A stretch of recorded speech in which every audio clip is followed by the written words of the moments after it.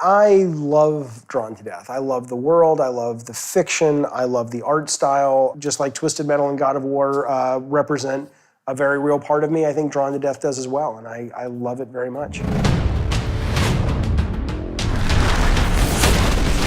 Welcome to hell, you sons of bitches!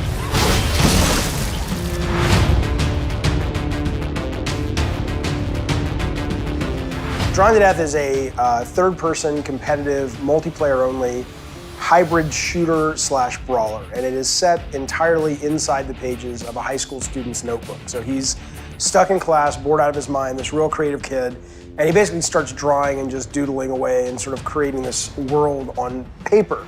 And in the game, you actually get to go into that world and have these amazing, tactical, action-packed fights inside this kid's notebook. Step it up, you stupid fucking baby!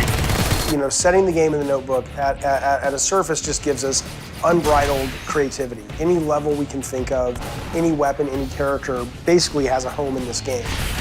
The idea for us is it's a 4-player max shooter brawler. And the reason is if you look at games that you can really get your head around the competition, knowing their tactics, knowing what they're doing, knowing their position on the battlefield, it's less about dropping you into sort of just a chaotic blender of action and instead saying, you know, we want smart players. We want to create a game that really is rewarding you for thinking and being great with reflexes at the same time.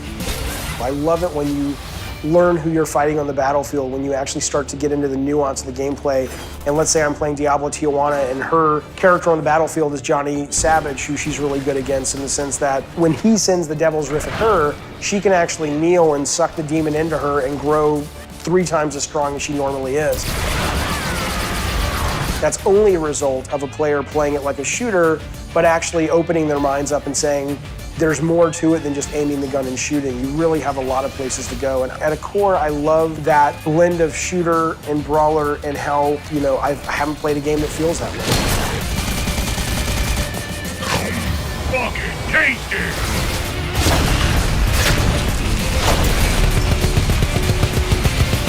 You did okay, I guess. I mean, 3rd place. Obviously, the tech has changed, the size of the teams has changed, how we get our games out to the public has changed, but ultimately what never changes, I think, is always chasing that North Star that is fun and always chasing that elusive achievement of engaging a player. I think back to to me being right out of college with graph paper and whiteboard going, how is this level going to be fun? What's different about this than what's already on the market? Our goal is to build a great game first, but then a really cool universe on top of that, that players who are into it can kind of get a lot of, joy discovering.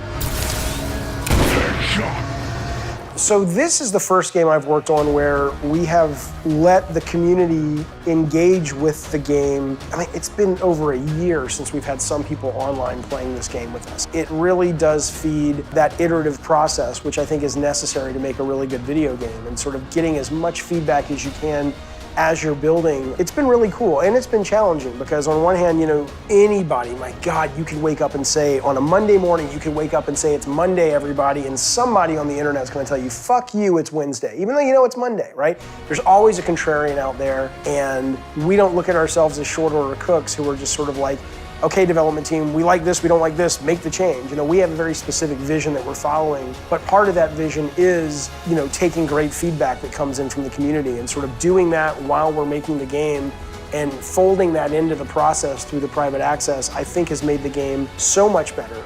It's been actually very fulfilling is when you go online now to people who do not work for Bartlett Jones, they do not work for Sony, but they're using the words, they're using the language, our game. And this is what we're trying to do. And there's a sense of they have as much ownership now in this as we do. It's very moving to us because it cements and it reflects the fact that they feel like we do, that this is a really cool thing that we're all working on together. So it's very easy to engage with the Drawn to Death team and to become sort of part of the Drawn to Death community because we welcome that.